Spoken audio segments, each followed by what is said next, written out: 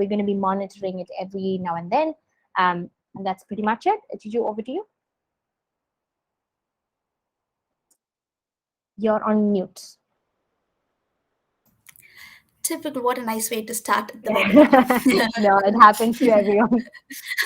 So thank you so much, Joanna, for that really nice introduction. I'll just share my screen now.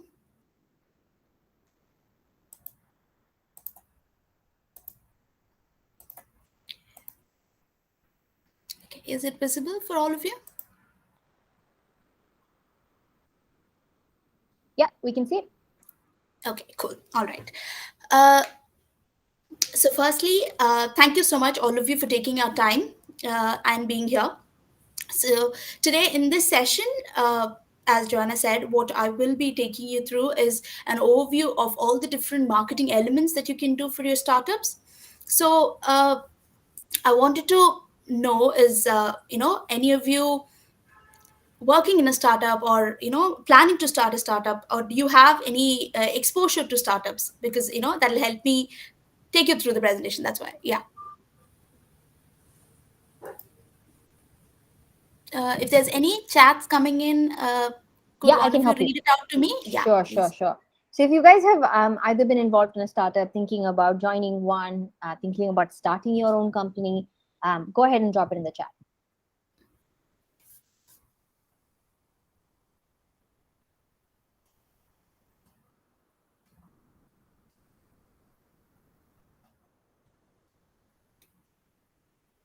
Yeah, Hadia is working for a startup. Timothy has worked for a startup. Lauren has just started now and doesn't have any experience with startups before. So I think it's A mixed couple of crowd. mixed crowd. Yeah. Cool, great. So what I'll do is the next is our agenda for the day. Okay, so a few ground rules that I'd like to set is one, if you have a question at any point, please feel free to drop it in the chat. I tend to talk fast, so if I am talking fast, and you please drop it in the chat and ask me to slow down, and I will happily slow down. The other thing is, okay, once I finish the agenda, I'd like all of you to do a setting an intention for this webinar, which I will come to. Okay, so today we'll take you through knowing your startup and its positioning in the market. Second is understanding what's your target market and also your competition. Then creating the branding and the messaging for your startup. Then launching your website and other social media pages for it. Then establishing marketing metrics. And then how to build customer and influencer networks. So there's a small comic there because that's exactly how marketing works. Every time you ask for a monthly accomplishment, you have the same thing again. And because it's more like a journey than a destination, and you keep working on improving your marketing strategy every day, your marketing campaigns every day. So this is a continuous work in progress with all the campaigns you do. So the learning intention is something that you can just think in your mind or write it down, is more so that now you know the agenda for the session. So it's more to do with what do you want to get out of the session, sort of a thing. So you have that clarity as you're attending this session. Give you maybe a minute. You don't have to put it in the chat. It's because it's something you personally setting for yourself, so you can do that, and then I'll go ahead with the rest of the slides. Yeah.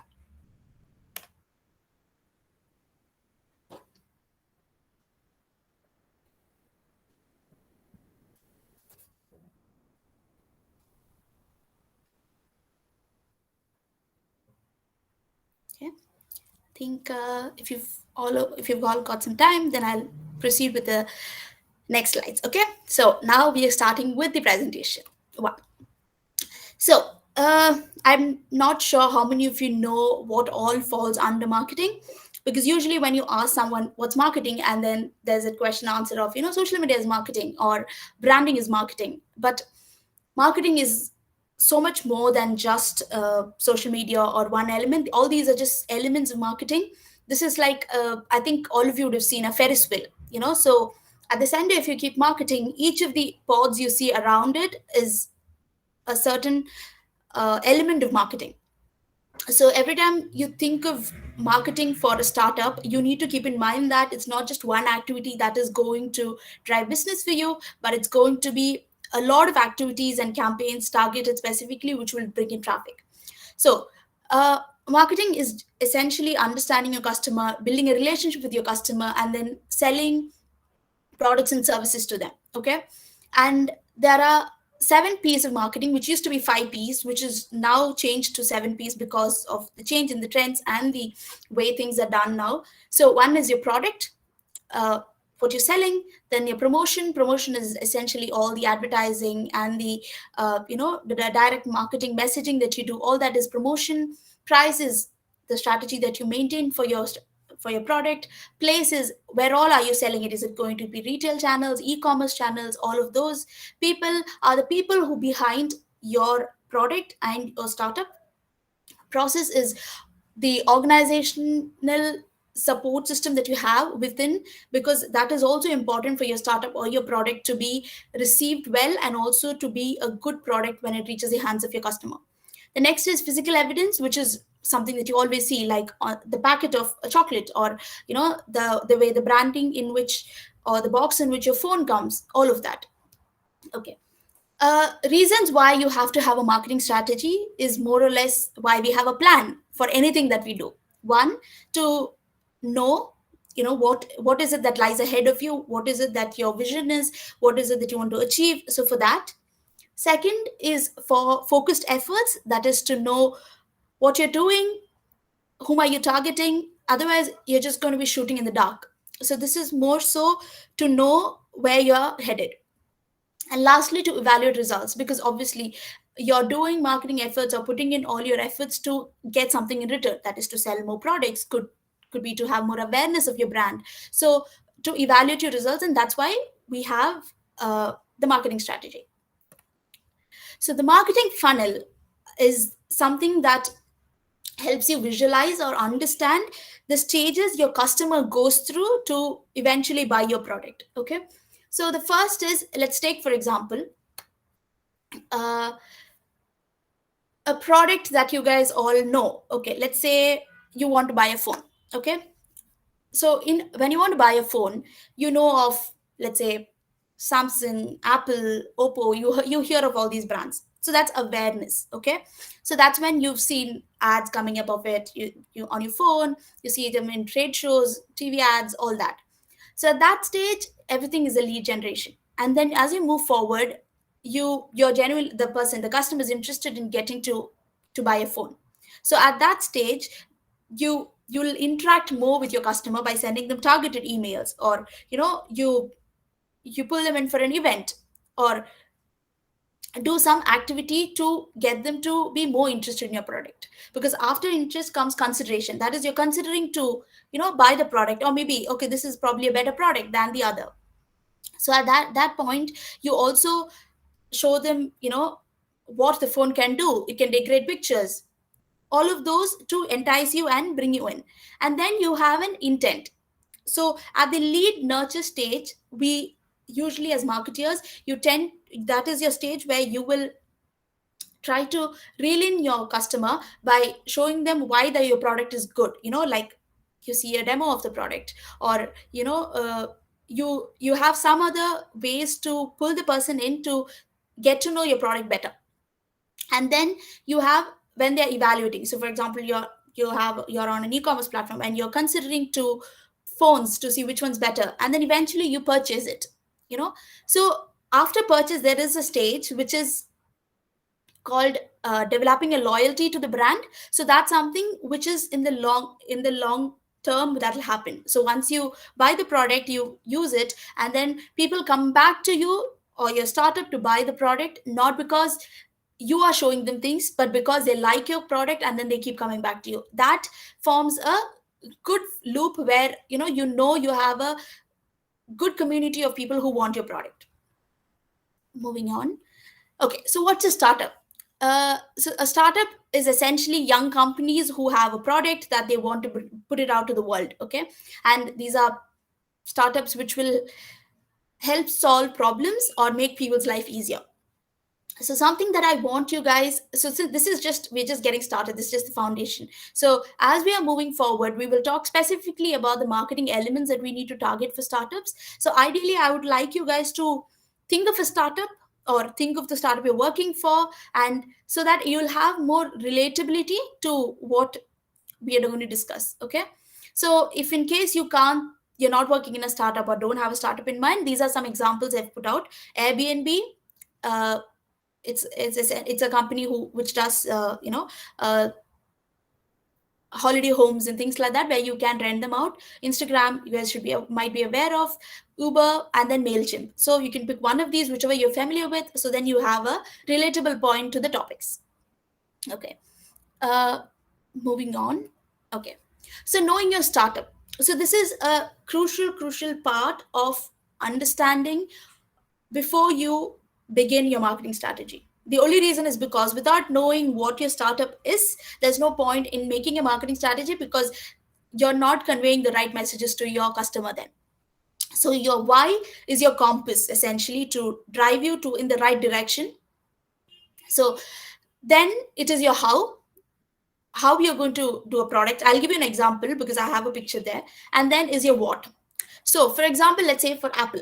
Okay, the why for Apple is that they believe in challenging the status quo, and also they believe in thinking differently. That's their why. So every product that they make, or everything that they put out in the market, is a product which does that. And consistently, that is what they will do with each of their products. The second is how. So what they do is they make products that are beautifully designed and user friendly.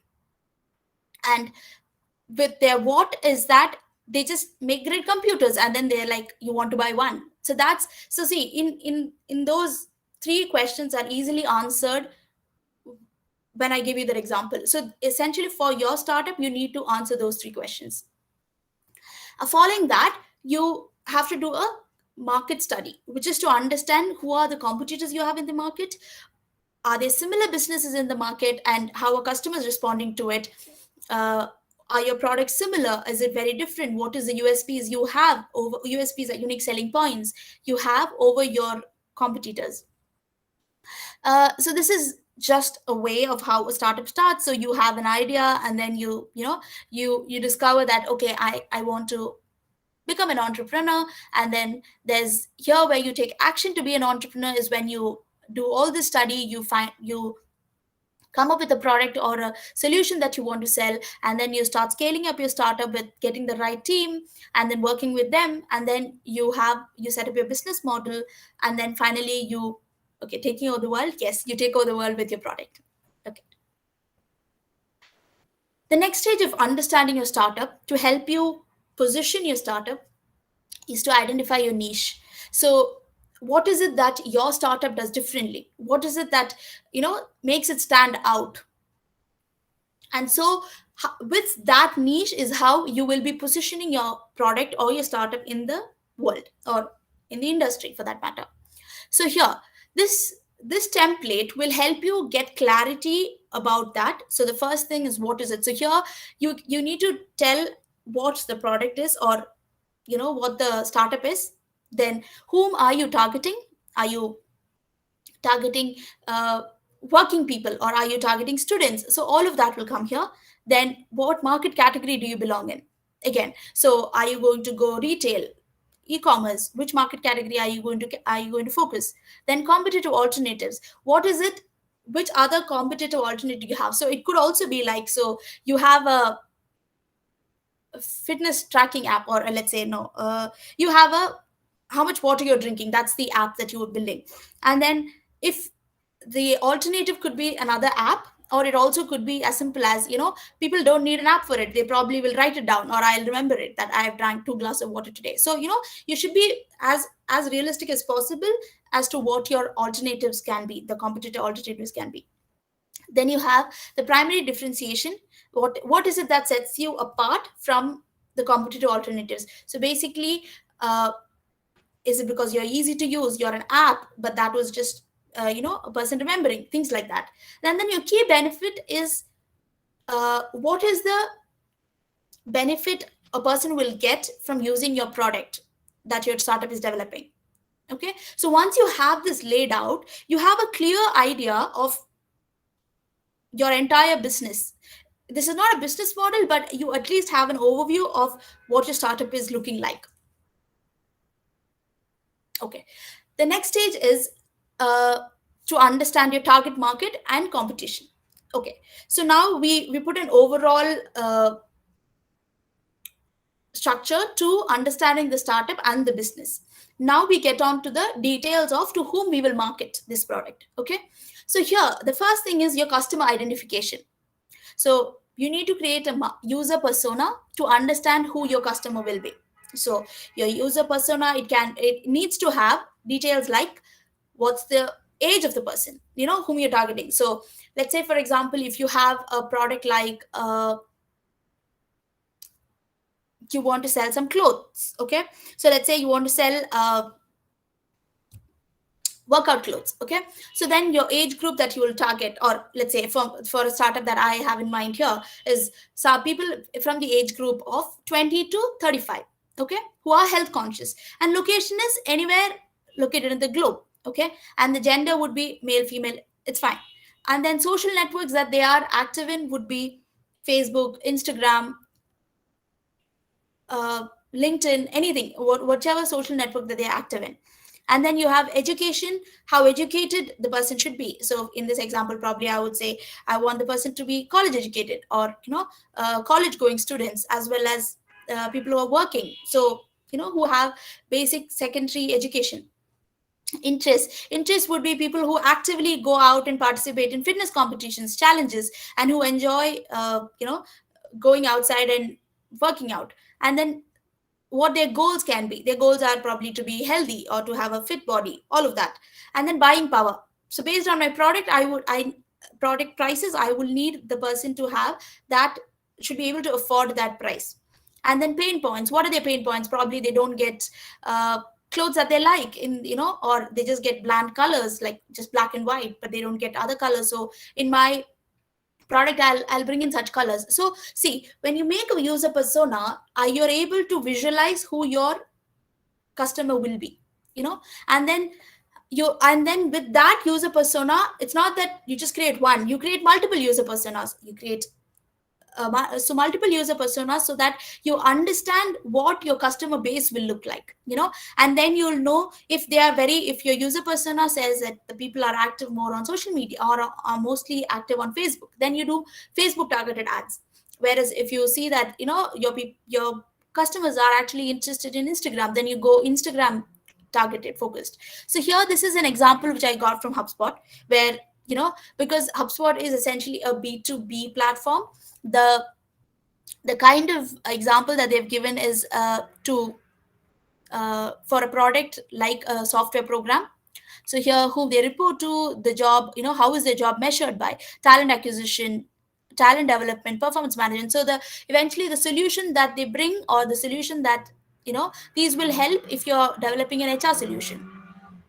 So then tools that they need. So this is an example which you guys can see. So there are many different, so if you have these questions laid out, you'll be able to form user personas for your startup. The next is your competitor analysis. So you need to understand who are your competition. Like obviously there's no product, or there's very rarely a product which doesn't have a competitor. So you need to find out who your competitors are, and what's the advantage you have, or your product has, over your competitors. So in this, you can have a direct competition, like two companies who are directly competing with you, and then two companies which are not your direct competitors, but they will take away some amount of your customers in the big picture. So you need to find out their company profile, what's the advantage they have over you, what's the target market that they have. So then with these questions like target market, what's the market share they have, what's the marketing strategy, you'll be able to understand if are they capturing a huge amount of your target market. Pricing, that will give you an idea of how you need to price yours. Distribution channels, where how widespread is your distribution channels, the strengths, weaknesses of. Okay, so then next is the SWOT analysis. So in the SWOT analysis is, you need to do a SWOT analysis for your company as well, which is the strengths that you have, the weaknesses you have, the opportunities that you have, and also threats that you have, and any trends that you guys are great at. So out of this, you need to make one for your startup and also for the competitors, because then you know if their strengths are better than yours, or if there is a weakness that the company has on which you can capitalize with your expertise. Okay. So once you've done a preliminary research and understood details or understood your startup better, now we go on to the building your brand and messaging. So a brand is what the user sees and recognizes. So for example, Qureos is a brand. You see it and you recognize it. You see, you see Adidas, you see BMW, you recognize it. You see McDonald's, and then you recognize it. So each of those is a brand, and you recognize it because there's something that's struck with you, or used it, and you like it, and you think it's good. You know. So and also there's a carefully curated activities that they've done, and then building it in your mind for you to identify and also feel relatable to the brands. So similarly, when you build your startup brand, it needs to be exactly how you expect people to resonate with it. Okay, it needs to have the values you think the brand should bring. It should have a personality, because obviously without those, your it could be anything, and no one would give a damn about it. So the best thing is to have a personality for your brand. Then build your brand identity or personality. So for that, what you need to do is you will have to do a brand book. In the brand book, you'll essentially list out every touch point that you have for your brand. It could be the colors you will use, the logos you will use, the kind of tone of what message you will use. Is it going to be happy? Is it going to be very corporate sounding? All of that needs to be well established, because it can't keep changing. Like for example, on your website, your brand sounds in one way, and then the way you write on LinkedIn or the way you write on Instagram sounds different, and then there's a disconnect for your user then. So it has to be always consistent, because as soon as they read something, it should come to their mind that, oh, that's this brand, that's your startup's brand. So it's very important that you curate it in such a way that it's all consistent throughout. You need to use language that connects with the audience, because by now you have a user persona. By now you know who your customer is, and then the way you write messages should be things that relate to them. you know and then so here, when you do a startup branding, whenever there's a story, it's nice, because people like to relate with the story. So one thing that we need to remember is that when you're marketing, it's very easy for us to forget that we are actually selling these to people. Like, these are people who have individual interests, who have who like to know things better, who like a good experience. We tend to forget these things. So it's very important, when you are building a startup brand and messaging, that you keep that in mind, because what's the background of your startup is important. Then what's a promise that you're promising to the customer, and saying that, I do this better than that company, or I do this and this will make you happy. It's a product that will give you peace, or there's a product that makes your life easier. And then values, what values drive the team and also the startup. That's very important, because essentially people like to have values, to believe in startups or use products which have strong values around them. And also the visual, the name, look, feel, all of it attracts people. Like even colors, like for example, some like when you see yellow is a color associated with warm happiness. So you'll see many brands use yellow, whereas there are some colors like blue is for stability. So there's a psychology behind the colors as well. So you need to choose those very carefully, depending on what your brand is. The next stage is launching your product, launching your website. Okay, so here, your website is one of the first portals which gives your customer a view into your business. So this needs to be exceptionally well crafted, because based on all of us have gone to bad websites, haven't we? And then have we ever gone back to them? We've not, right? Do we want to go back to bad websites? No, we want a website which shows us what we're looking for, which is easy to navigate. You find what you're looking for. It's pleasing to the eye. So all of that is important when you build your website. So for this, another thing that you need to remember is, like your logo there, you need to find a good name for your product or your startup, and also you need to find the corresponding domain name, because eventually people should remember this domain name, and then they should come to this page.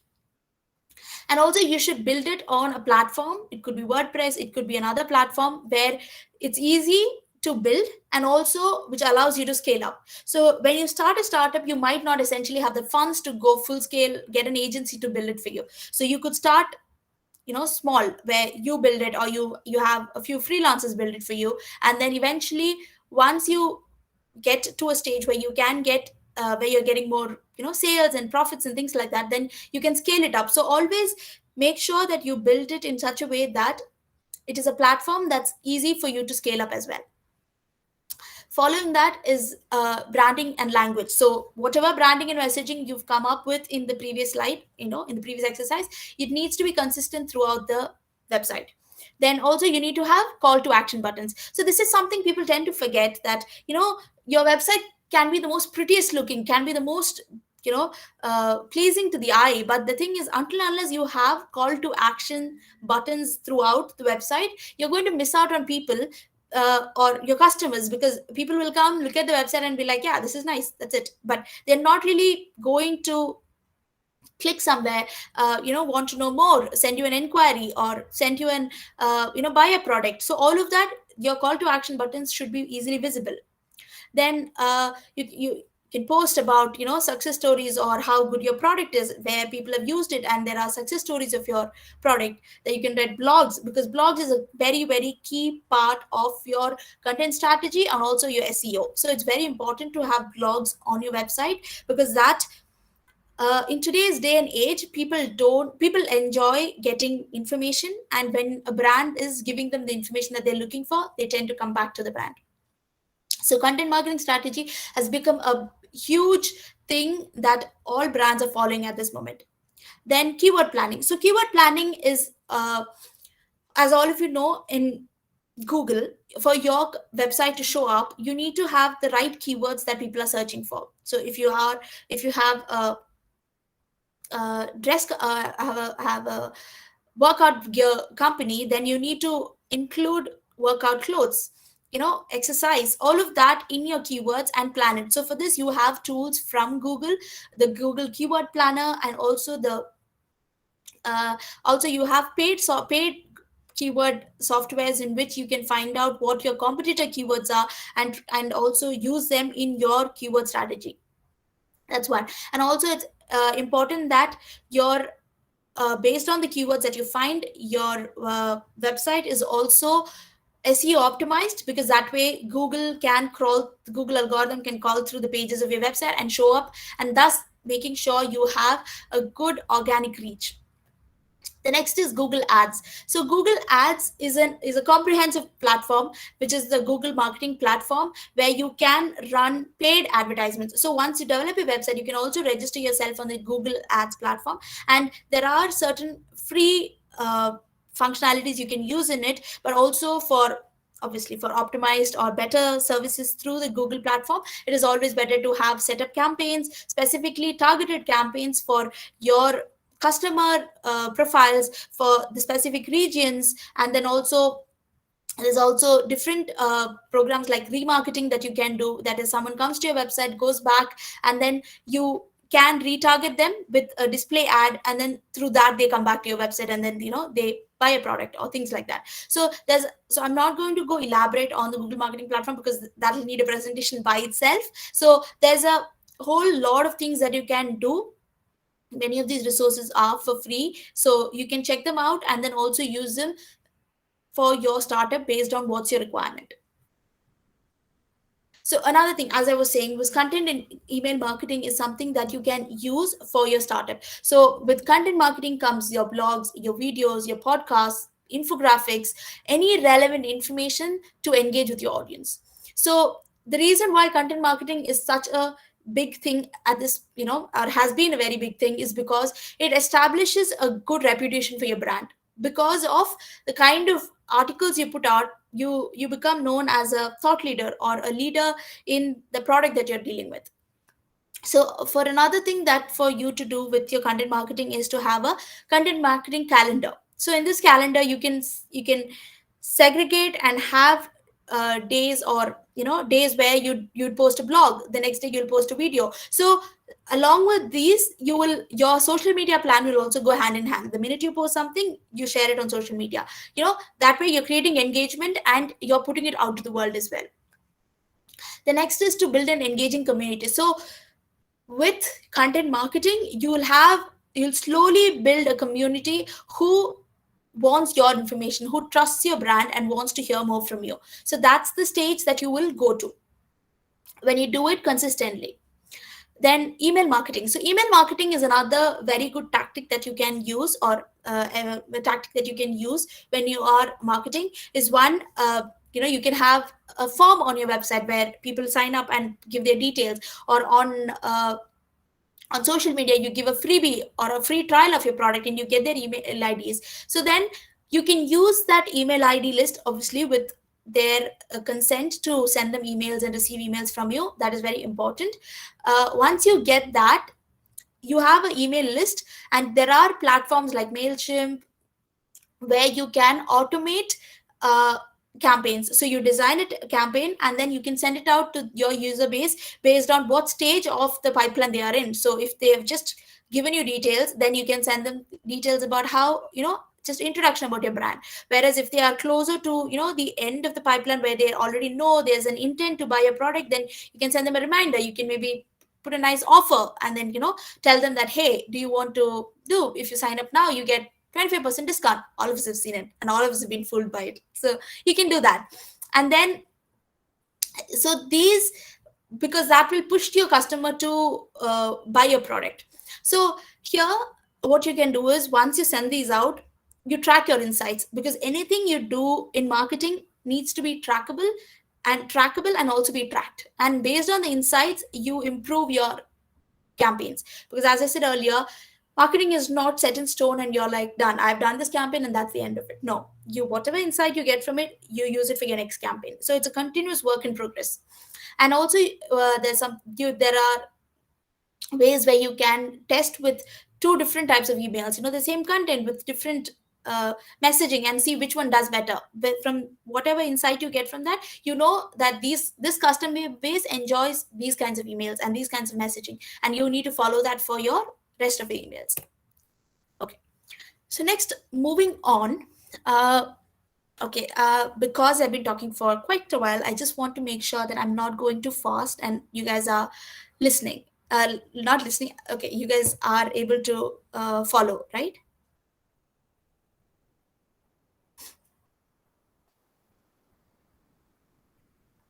Yes. Yeah, okay, thanks. There's an ominous silence. Cool. Fine. So, to continue with launching the social media pages. Okay, so by now you've already got your messaging right, you know your positioning in the market, and then you've got your website ready, and then you've reached your social media pages. Okay, so I've just listed a few of these social media pages, but there are other channels that you can use, like TikTok, and also there is I'm missing this, Pinterest, which you can use. So initially you can start with targeting all social media channels. Okay, because that way you have a presence everywhere.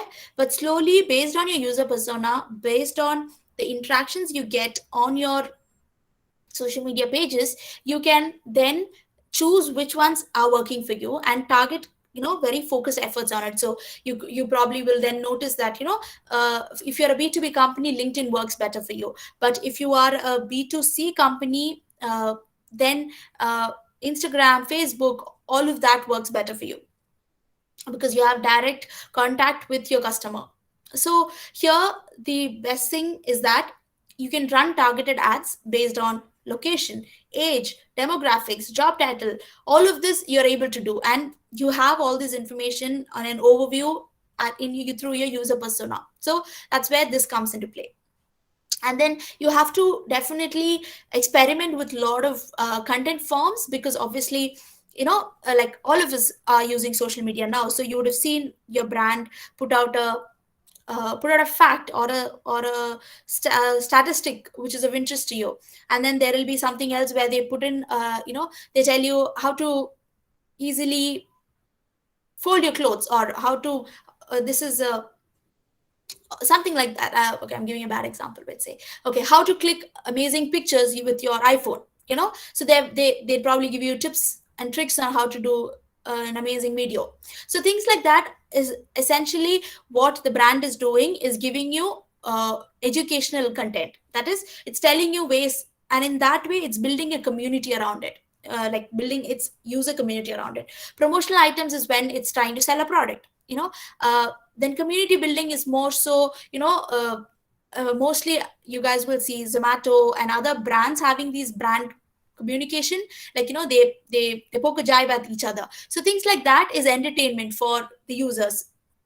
So you need to make sure, based on your brand, which of these content pillars you'll have, and you can't keep posting promotional every day. Then your audience is never going to look at your page, and every time they see you, they're going to just scroll past you. So it needs to be a mix of these content pillars to ensure uh, there's interest, and also you're not boring your customer. So this is one form. So, and also you need to keep up with all the different algorithm changes that come by, like it could be IGTV, or it could be reels, it could be stories. So you need to be up to date about how it's happening, the hashtags you need to use. All of that's important when you're running social media pages, because that's how you can reach more targeted audience. One thing that I didn't mention earlier, and also here, and that's why I've put offline marketing. So based offline marketing is anything like TV, radio, all of this.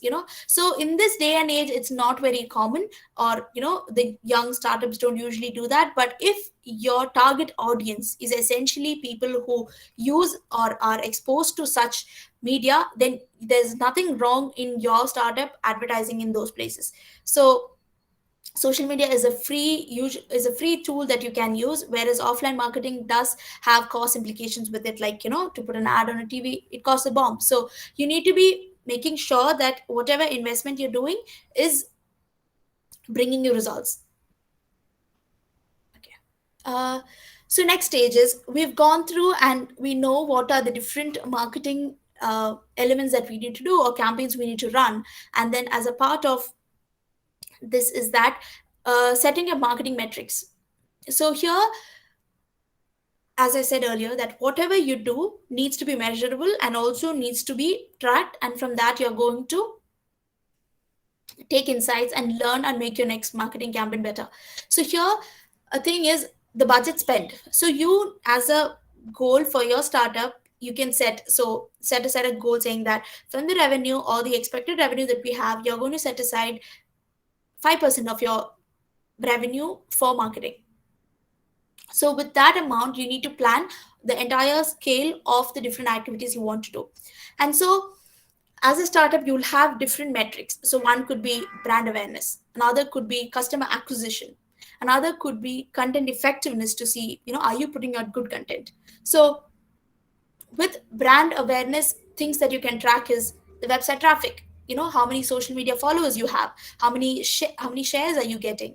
With customer acquisition, you can see what's your conversion rate, how much is your monthly sales, what's your customer acquisition cost. So when you do an ad or something, you can see how many, for how many people have seen your ad, how many clicks have you got, things like that. Content effectiveness, you can see bounce rate, how soon are people leaving after coming to your page, how much time are they actually reading through the stuff that you put out. So here you can see some of the indicators that, for each campaign. So if it's an email campaign, you have to see how many of your emails got delivered to the person's inbox, how many are opening it, what's the click-through rate, how many are clicking through, and then what's your conversion rate, how many of them are buying something from that email. So each of these is very crucial to understand the return on investment you get for your efforts.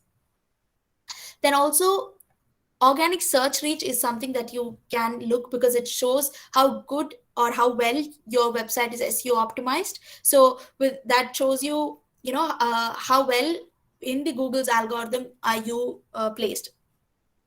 Another thing that you can do as a marketing metric is also to track your buyer journey. So there are softwares which will help you track where your user is going on your website, and where are they getting stuck, which page they don't like, which page they like. So things like that you can track with your buyer journey. So here, this This metric is essentially to show you that, when this is when you're planning and making content, this is when you're at the reach stage. And here, these are the different key items you need to track, like how many visitors are coming to your page, what's the value or the cost that you're spending for each of this visit, how many fans or followers you have. Here, when they are at the second stage, here they come to, there's your website, blog, community, and interactive tools, and here they are at their decision making phase. Here you'll get to see, if the leads getting converted, how much are you spending for that, how much time you're spending on your website, shares, comments, all of that will come here. Then for conversion, when they are going to be, when they have purchased, then here, what's the revenue or profit you have clocked, what's the average order value, what's the amount of marketing efforts you've spent, how much are you getting back, by winning a customer.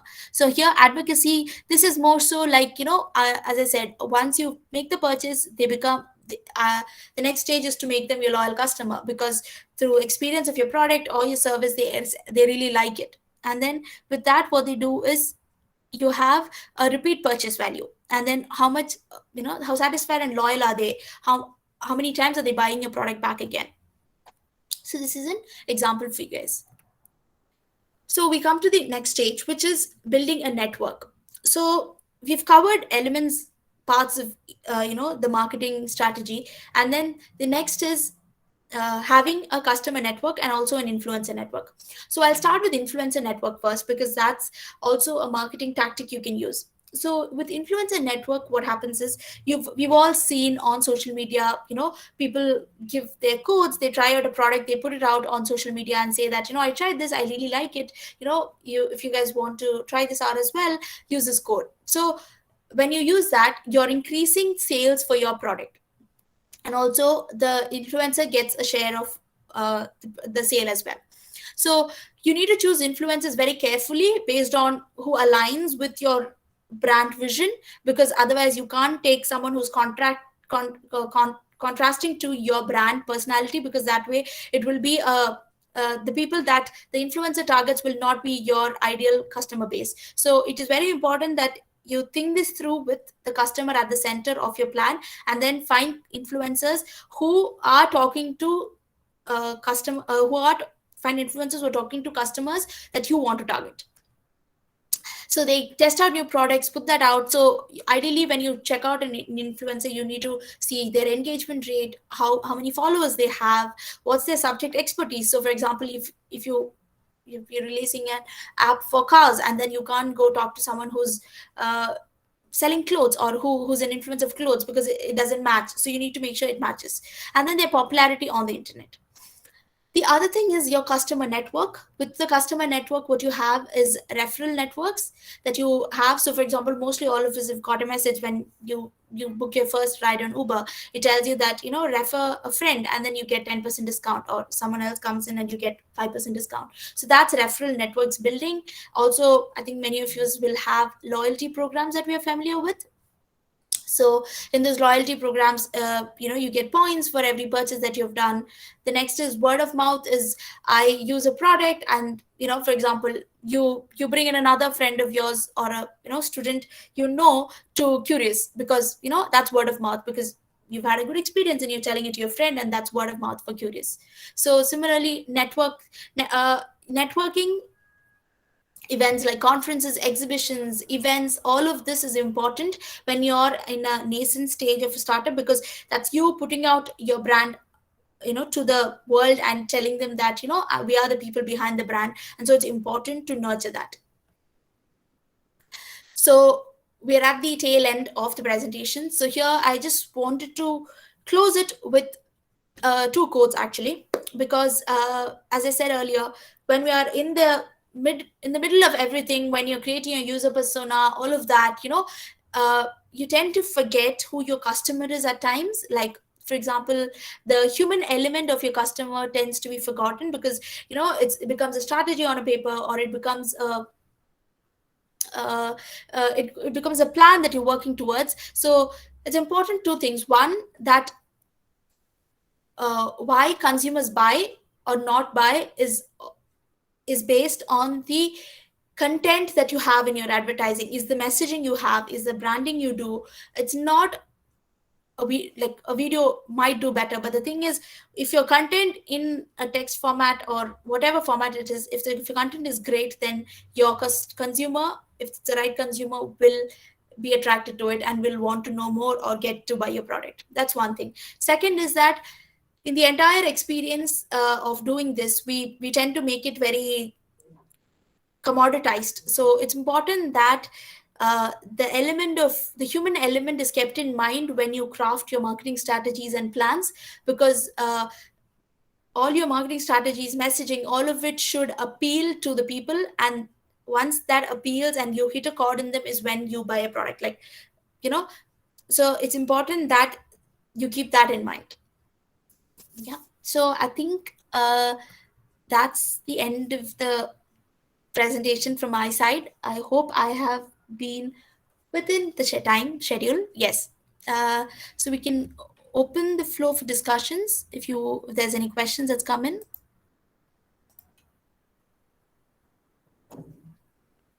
All right, guys, if you have any questions, feel free to drop in the chat. If you feel brave enough, go ahead and unmute and ask your questions. We'd love to start answering them now.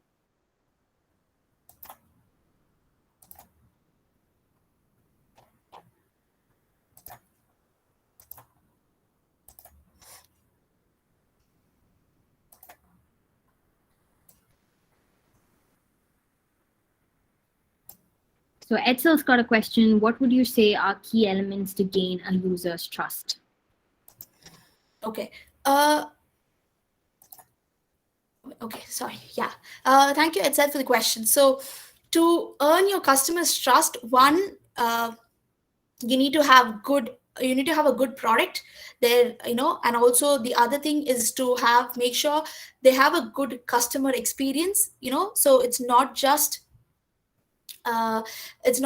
selling the product. If in case there's a problem with your product, then you need to have a good customer service, where the problem is rectified. So that builds trust, and then even if your service was bad, the person will want to come back to buy from you. And then also making sure the entire experience, they feel at the center of it, rather than feeling like it's an afterthought, or they're not taken care of in the entire journey. So like it's the same way as you go to a cafe and then no one comes to take your order or anything, and then you're like, why am I even here? I can walk out and go to another store. Whereas if the minute you sit down, someone comes in, talks to you, makes you feel nice, and say, hey, what would you like to have, and gives you suggestions, you immediately take a liking for the brand or liking for the experience, right? So it's similar like that. As soon as there's positive interactions with your customer, the appeal for your brand starts increasing in their mind.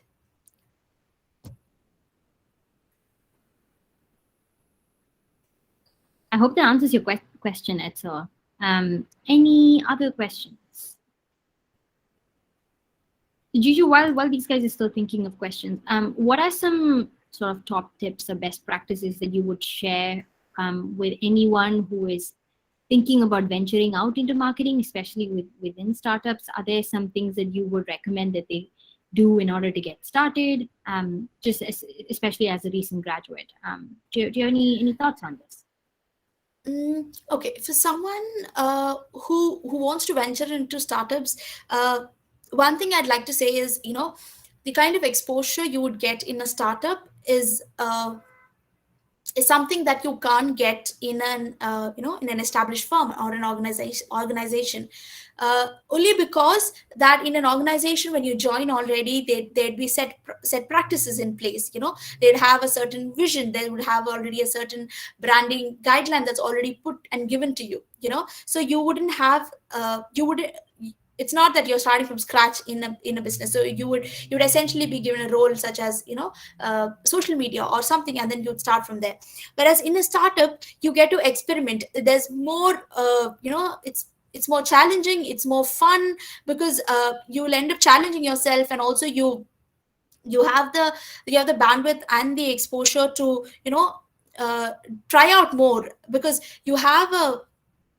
let's say you have a target audience, and then you can try out different content forms which people can try. So If I have to tell you what you can keep in mind when you're joining a startup or when you're planning to join a startup, is one, go with an open mind. That, be open to learning, be open to uh, trying out new things. Even if if you feel that's not the conservative way of doing something, go ahead and try it out, because that's mainly how viral strategies come up, or viral marketing campaigns come up. So that's important. Also, another thing that you'll have to keep in mind is that, no no every day will not be the same. You'll have to be thinking on your feet and getting to know things. So what I would suggest is that, to hone up on skills, like, see uh, uh, digital skills is anyhow a very, very key aspect that's needed wherever you go, because digital marketing is the way forward, and that's how things are going to change. So depending on what your liking is, you can look up content marketing strategies, or how to improve your content marketing uh, plans, or your skill set in content marketing, let's say. And then also digital skills, like you can go do some of these, the Google courses that you have, and then upskill yourself. So then when you're put in a place where you're joining a startup, you're at a position where you already know what you need to do, and you have the skill sets to do it as well. I hope in a long way I answered the question. Yeah. Yeah, absolutely. Especially the bit about upskilling and getting those certifications and things like that. I think it definitely does help. Awesome. So another question from Noel. Thanks for the presentation and insights. When trying to market a particular product, if it is a niche one, are there any useful tools that you can use to aid your market research? I'm going to have to read the question once again. Sure. When trying to market a particular product, if it's a niche one.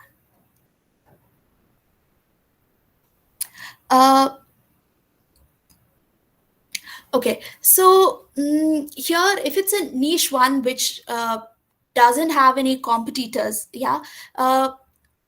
So for market research, you can, there will be, so depending on the industry that your product is coming into, there will be sometimes platforms where you can find that out specifically. From the top of my mind, I can't think of one, but the thing is, every time there is a product, there's a product, or let's say for an software product, you can always Google first one to know if there are any similar products in different countries that you don't know. That's one.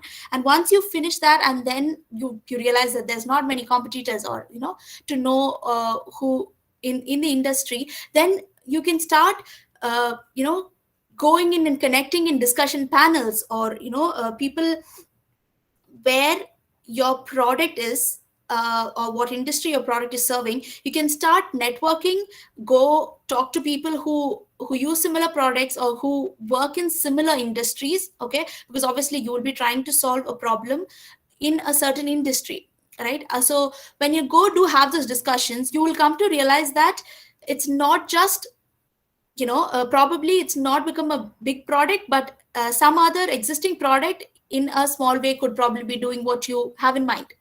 That could be a possibility.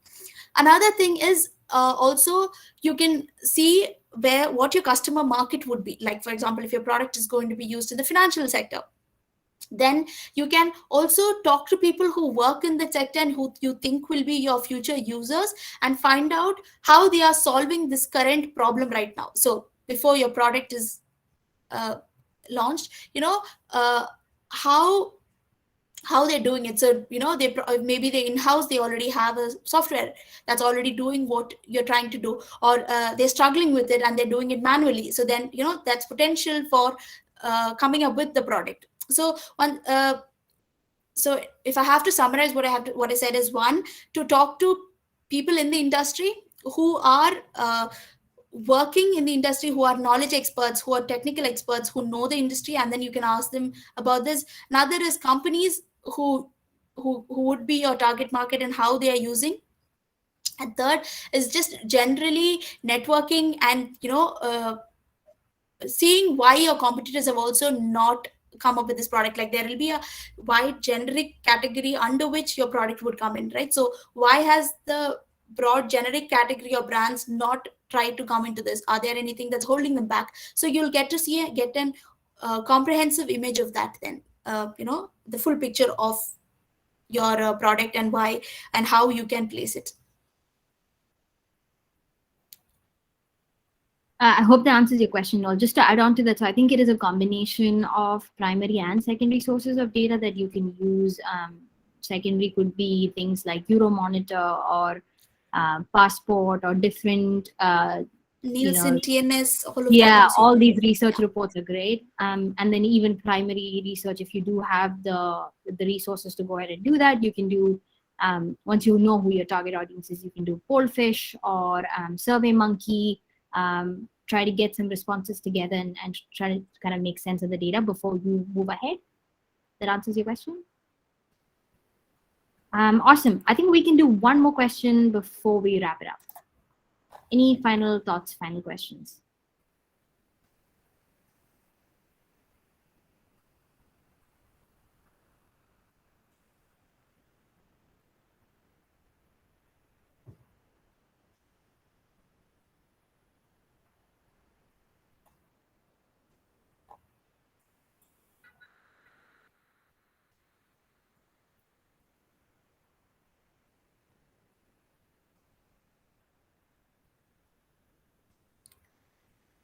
All right, I guess there are no other questions, which is great.